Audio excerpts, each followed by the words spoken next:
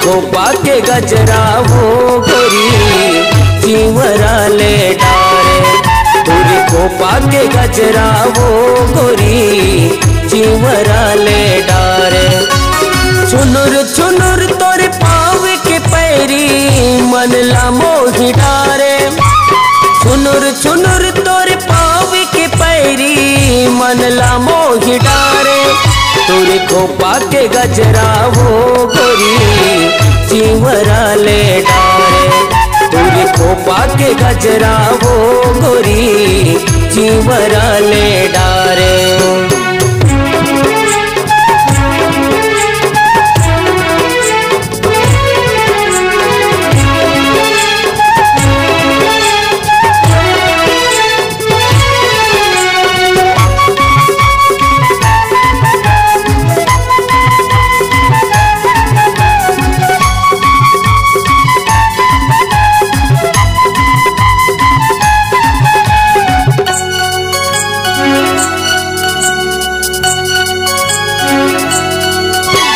चंदा बरोबर दिखे तोरे चेहरा मिर्गिन कस तोरे आँखें।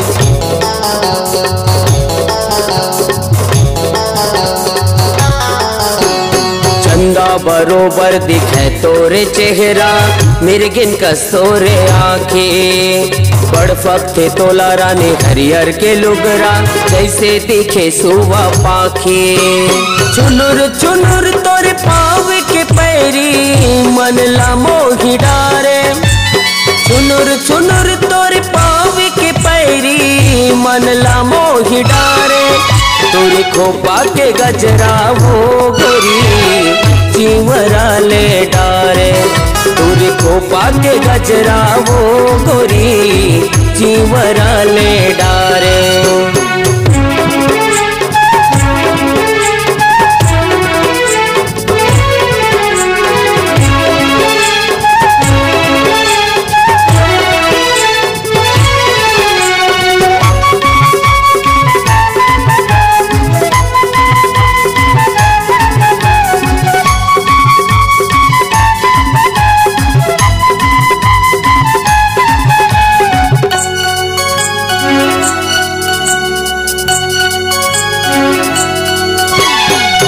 हृदय के भीतरी महारानी बस गे वो तोरे नैना।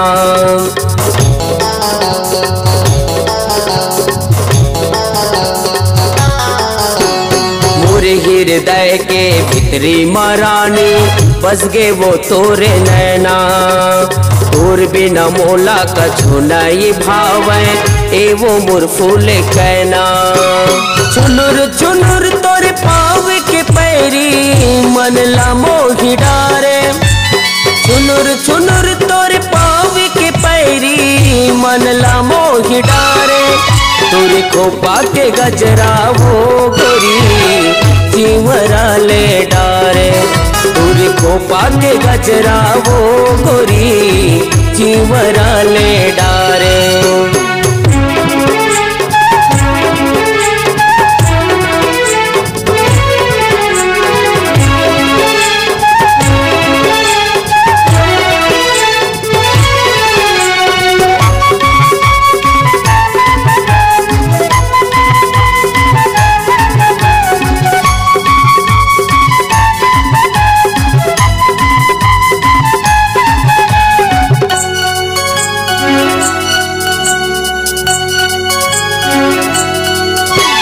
रायपुर शहर मा तोला घुमाहू चलना जाबो उड़हरिया।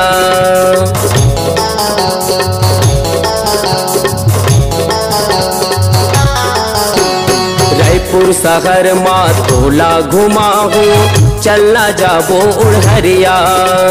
सैया बना ले त देखे परख के सिर तो का हाथी को सरिया। चुनुर चुनुर तोरे पाँव के पैरी मन ला मोहि डारे। चुनुर चुनुर तोरे पाँव के पैरी मन ला मोहि डारे। तुरी खोपा के गजरा वो गोरी चिंवरा ले डारे। तुरी खोपा के गजरा वो गोरी चिंवरा ले डारे। छुनुर छुनुर तोरे पाव के पैरी मन ला मोहि डारे।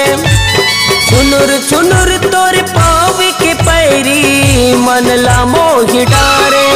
तोरे खोपा के गजरा वो गोरी चिवरा ले डारे।